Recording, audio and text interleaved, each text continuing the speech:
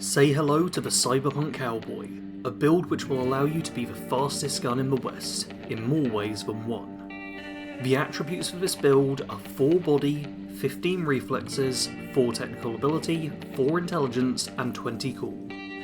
This is very much a min-max sort of character, with all the points sunk into the 2 most important stats. Reflexes is all about boosting your movement in various ways, and cool is going to be the skill which bumps up damage and overall effectiveness of your weapon. Onto the perk section now, where I'll be covering one tree at a time, starting with body. First perk I went with is Painkiller, unlocking slow health regen during combat. Constant health regen is super important for the survivability of this build, so this is obviously a must-get perk. After that I grabbed Comeback Kid, which improves your health regen based on how much health you're missing. This means the more you need for health regen, the more you're getting from it. Speed Junkie gives a better healing rate while sprinting.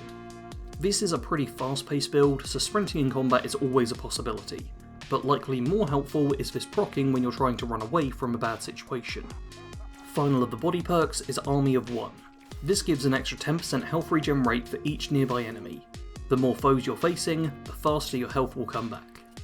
Now onto the reflexes perks, starting with Stunt Jock. This lets you do a cool slide or radical jump to exit your vehicle, and I could not get the hang of this skill. Look, I'm really bad at using vehicles effectively, but this still is a fun skill, so it's worth getting. The slippery skill makes it harder for enemies to shoot you when you're moving. Presumably this happens anyway, but the skill makes you even harder to hit. Muscle memory lets you reload your guns while sliding, sprinting and vaulting. Not only does this save you time in a fight, as you can combine your reloads with your manoeuvring, but it also helps keep your tempo consistent, which is more important in a fight than you might first think. To add further to this ability, I also picked up Multitasker, which lets you shoot your gun while doing these same things. I've only ever seen a couple of games that include a perk which lets you shoot a gun while sprinting, but it's still one of my favourite perks from across gaming. Power Slide increases your slide distance.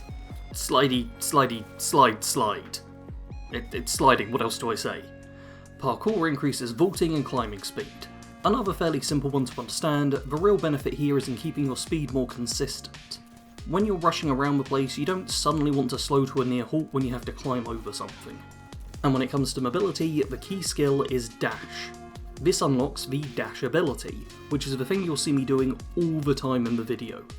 Absolutely top tier in terms of closing the distance quickly or getting out of melee range in short order. On top of adding the actual dash skill, this perk will also reduce the stamina cost for dodging and dashing. There's plenty of offshoot perks in order to boost this key skill, so let's go over them now. First is Can't Touch This, which doubles mitigation chance while you're dashing. It's already going to be really difficult for people to hit you when you're moving so fast, but on the off chance you do take a stray, the damage will be reduced drastically. Next up is Steady Grip, letting us shoot while dashing. I already made my opinions clear on shooting while sprinting, and my views on shooting while dashing are much the same. Mean Streak gives you a stamina boost for killing an enemy while dashing. It's not the easiest to accomplish, but I just liked how this synergizes with some later skills, so I decided to pick it up anyway. Our penultimate reflex perk is Air Dash. Now you can dash in midair. Honestly, this is the best way to dash, so you definitely want to be getting this perk. On top of that, it also improves both stamina cost and speed of dashing by 20%. Aerial Acrobat is the final reflex perk, and it improves mid-air mobility. With the amount of dashing you do in the air, this should come in handy all the time, allowing you to change direction if needed, and really max out your mobility. Onto our next skill tree, Technical Ability. Here we only have a single perk, Glutton for War. This gives 5% instant recharge of health items and grenades whenever you neutralise an enemy. You shouldn't need to rely on either of these items all that often with this build, but you do also do a lot of killing in a short span of time, so the overall recharge you'll be getting will be a lot, helping to ensure you can use these items when needed. Penultimate skill tree is Intelligence, but we have no perks here whatsoever. That's right, this build is a big old dum-dum who can't think their way through anything. But who needs to think things through when you can just use your natural coolness in order to get things done? Our first cool perk is Focus. Not only does this give a boost to headshot damage, but it also unlocks Focus Mode. This makes shooting more accurate when aiming by removing the stamina cost. As your stamina drains, your weapon handling gets worse, but with this skill you don't have to worry about that so much. You will still lose some stamina when the focused effect ends, but it regens fast enough that this shouldn't be much of a problem. If you are concerned about the stamina cost though, then you can always grab the No Sweat perk. This halves the stamina penalty from focus each time you kill an enemy while focus is active. As standard, you'd lose 40 stamina when focus ends, but if you neutralise one enemy, then you lose 20 stamina instead.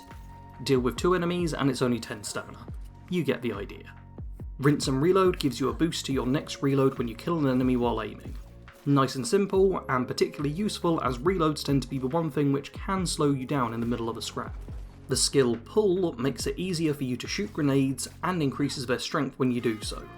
Please note that it being easier to shoot grenades does not mean it's actually easy to do so, especially in the middle of a chaotic battle. If you do manage to pull it off though, then good on ya. Head to head is a simple sounding skill, but a really powerful one. When you kill an enemy while focus is active, the duration resets.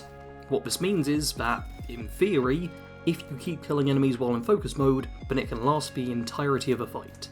And the reason why this could be so helpful is because of his final focus-based skill, Deep Breath. This slows time by 25% when focus is active. This is the perk which makes focus really good.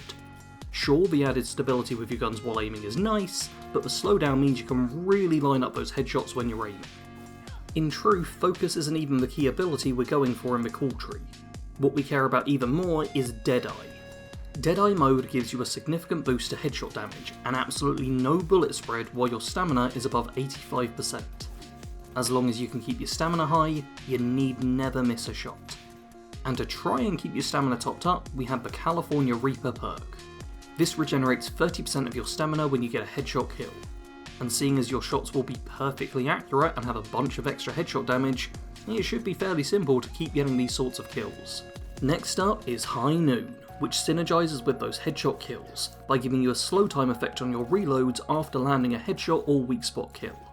Long Shot prevents damage drop off due to range, so long as your stamina is high enough for Deadeye to be active.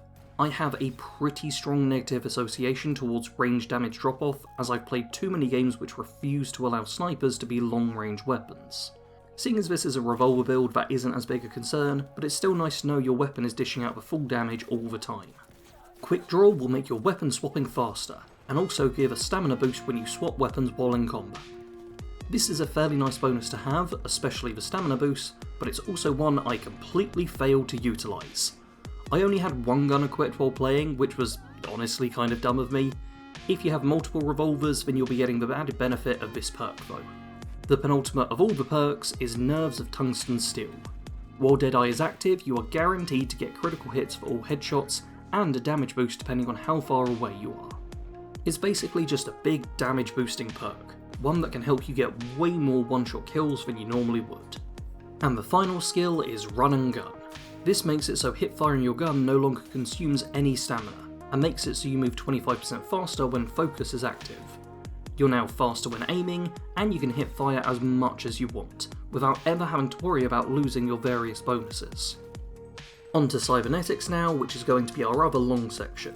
I'll be going over each bit of cybernetic gear I chose and why. But before that, I should point out that you want as many of these bits of tech to be either reflex or cooler tuned. Every cooler tuned bit of cyberware improves headshot damage, and every reflex piece gives higher crit chance. On to the individual items now, starting at the frontal cortex, where I went with Self-Ice. This automatically negates an enemy quick hack, stopping those pesky netrunners from messing with you. In the skeleton, I grabbed Kinetic Frame. This gives you an extra mitigation chance when your stamina is above 85%. Considering how you'll be above 85% stamina almost all the time, this means you basically take a lot less damage permanently. This particular bit of cyberware also comes with bonus health regen and headshot damage, which synergizes perfectly with this build. We have a trio of items to go over in the nervous system, but we'll start with the Reflex Tuner. This slows time whenever your health drops below a quarter. This should just be treated as a safety net and not something to be relied on. If you ever take a great deal of damage, then this slow time can be used to help get away and recover your health. Next in the nervous system is an Adrenaline Converter. This provides a boost to your movement speed when you first enter combat. This is a very mobile build, and with this bit of kit you can dash around even faster than before. Arguably, this might even be too fast at times, so this is an optional piece of equipment. The final bit of nervous system kit is Kerenzikov. This allows you to aim and perform range attacks while sliding, dashing or dodging, and also slows time while doing so. This has a little redundancy with your perk loadout, but also some great synergy, giving you even more slow time effects to be working with. We're now moving over to the integumentary system. I have no idea what this is, or how to pronounce it clearly, but we once again have 3 bits of cyberware to go over. First off is Defenzikov. Not only will this add a bunch of armour, but it also means that when Kerenzikov's slowdown effect ends, you get a huge boost to mitigation. This means that you take virtually no damage for a short time after the slowdown effect ends, making you even harder to kill. But of course, that's not enough damage mitigation, so we also have the Pain Editor. This adds some armour and a flat damage reduction by 6%. The final in the system is Nanoplating. This once again adds more armour, on top of a small chance to fully block incoming projectiles.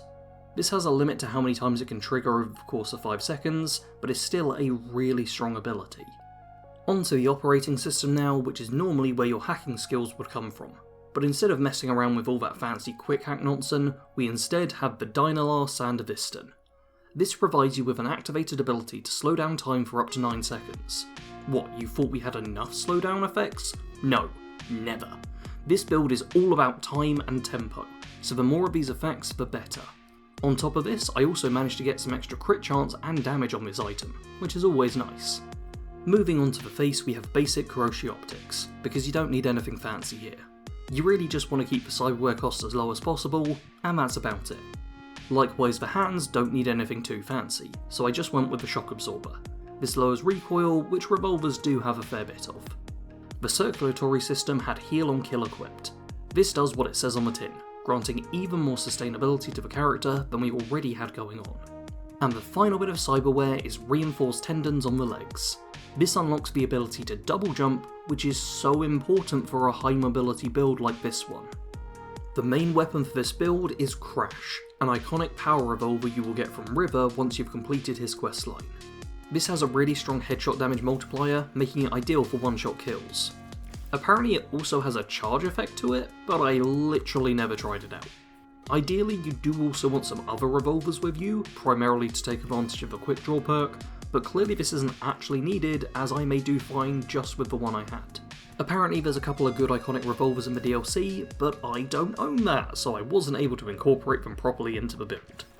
This character has 4 key points of strength: advanced mobility, slow time effects, incredible headshot damage, and strong sustainability. With all 4 of these combined, you're nigh on unstoppable. The headshot / weak spot damage and sustainability elements don't really take too much in the way of player skill to make good use of. Try to get headshots whenever you can to maximise damage, and that's about that. The slow time effects are going to be the most helpful thing for reliably getting those headshots in. The tricky part of the build is the advanced mobility. With sliding, dashing and double jumping, you will be moving all over the place at incredible speed. This can make it so it's difficult to keep control of your character, but once you get the hang of being the fastest person on the field, you can outpace everyone else. The footage of the video should have given you a good idea of what you're in store for. If you think you can deal with these sorts of high speeds, then this could well be the strongest character you'll ever play in the game. Thank you all for tuning into this build. Make sure to leave a like on the video and subscribe to the channel for character builds over a variety of different RPGs. Check out my Patreon page if you want to support what I do here, and as always, thanks for watching. Sarge out.